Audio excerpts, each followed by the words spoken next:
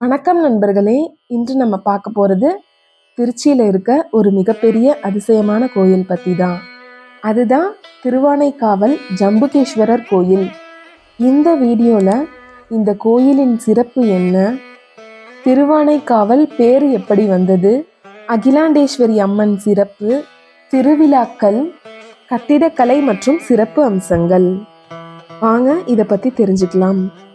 இந்த கோயில் சாதாரண கோயில் இல்லை, இது ஒரு பஞ்சபூத ஸ்தலம். அதாவது இயற்கையின் 5 அம்சங்கள்ல ஒரு அம்சத்தை எடுத்துக்காட்டும் இடம். இந்த கோயில் எதை எடுத்துக்காட்டுதுன்னா பஞ்சபூதங்களில் ஒன்றான நீரைத்தான். இந்த கோயிலின் சிறப்பு என்ன?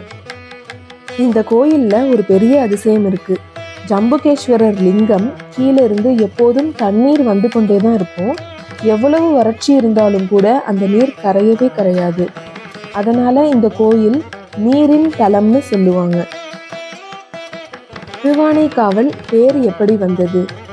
இந்த கோயிலுக்கு திருவானைக்காவல்னு பேரு வந்ததுக்கு ஒரு அழகான கதை இருக்கு. பழைய காலத்துல காவேரி ஆற்றங்கரையில ஒரு ஜம்பு மரத்தடியில சிவலிங்கம் இருந்தது. அப்ப ஒரு யானையும் ஒரு சிலந்தியும் சிவபெருமான வழிபட்டாங்களாம். அந்த யானை தினமும் காவேரி ஆத்துல இருந்து தண்ணீர் கொண்டு வந்து அந்த சிவலிங்கத்துக்கு அபிஷேகம் பண்ணும்.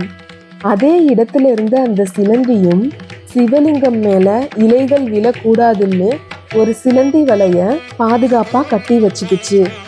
ஆனா அந்த யானை என்ன நினைச்சுச்சுன்னா, இந்த சிலந்தி வலை தூசி மாதிரி இருக்குன்னு நினைச்சு தினமும் அதை உடைச்சிருமாம். இதனாலேயே யானைக்கும் சிலந்திக்கும் ஒரு விதமான போட்டி ஆரம்பமாயிருக்கு. 2 பேரும் சிவபெருமான உண்மையான பக்தியோட வழிபட்டாங்க. இப்படி இருக்கும்போது ஒரு நாள் இந்த 2 பேரும் சண்டை போட்டு உயிரிழந்தாங்க. அவங்க பக்தியை கண்டு சிவபெருமான் அடுத்த பிறவியில இருவருக்கும் முக்தி கொடுத்தாராம். அந்த யானையின் பக்தியை நினைச்சு அந்த இடத்துக்கு ஆனைக்கான்னு பெயர் வந்துச்சு. ஆனைனா யானையை குறிக்கும், கான காடை குறிக்கும். அதுவே காலப்போக்கில் திருவானைக்காவல்னு மாறுச்சு. அந்த சிலந்தி தான் அடுத்த பிறவியில ஒரு சோழ மன்னனாக பிறந்தார். அவர்தான் கோச்செங்கட் சோழன். அவருக்கு முன் பிறவியில நடந்த விஷயம் ஞாபகம் இருந்துச்சான்.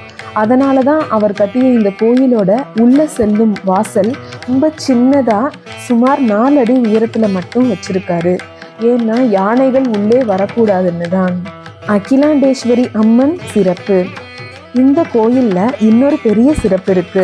அகிலாண்டேஸ்வரி அம்மன். இந்த அம்மன் மிகவும் சக்தி வாய்ந்ததா இருக்கும்.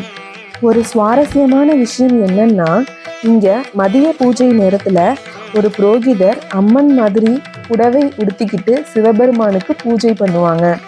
அதுக்கு காரணம் அம்மன் தான் சிவனை வழிபட்ட இடம்னு நம்பிக்கை. திருவிழாக்கள். இந்த கோயிலில் பல பெரிய திருவிழாக்கள் நடக்குது. ஆடிப்பூரம் திருவிழா. இந்த திருவிழா அப்ப அம்மனுக்கு ரொம்ப அழகா அலங்காரம் பண்ணி எடுத்துட்டு வருவாங்க. இன்னொரு முக்கியமான திருவிழா பங்குனி பிரம்மோற்சவம். இந்த நேரத்துல கோவில் முழுக்க இசை, அலங்காரம், கூட்டம்னு கலகலன்னு இருக்கும். கட்டிடக்கலை மற்றும் சிறப்பு அம்சங்கள். இந்த கோயிலின் கட்டிடக்கலை ஒரு தலை சிறந்த படைப்பு. இங்க 5 பெரிய பிரகாரங்கள், பழமையான கலை சிற்பங்கள், பெரிய கோபுரம் இருக்கு. இந்த கோவில் சோழர் பேரரசால் கட்டப்பட்டது. இப்ப இந்த கோவில் உலகம் முழுக்க பிரசித்தி பெற்ற இடமா இருக்கு. அதனால் நண்பர்களே, திருச்சி போனீங்கன்னா கண்டிப்பா இந்த திருவானைக்காவல் ஜம்புகேஸ்வரர் கோயில் மிஸ் பண்ணாதீங்க. இது ஒரு சாதாரண கோவில் இல்லை, இது வரலாறு, பக்தி, அற்புதம் நிறைந்த ஒரு தெய்வீகமான இடம். இந்த வீடியோ உங்களுக்கு பிடிச்சிருந்தா லைக் பண்ணுங்க, ஷேர் பண்ணுங்க. இன்னும் இப்படிப்பட்ட வரலாற்று கதைகளுக்கு ட்ரெடிஷ்னல் டைரியை சப்ஸ்கிரைப் பண்ண மறக்காதீங்க. மீண்டும் அடுத்த கதையில் சந்திக்கலாம். நன்றி நண்பர்களே.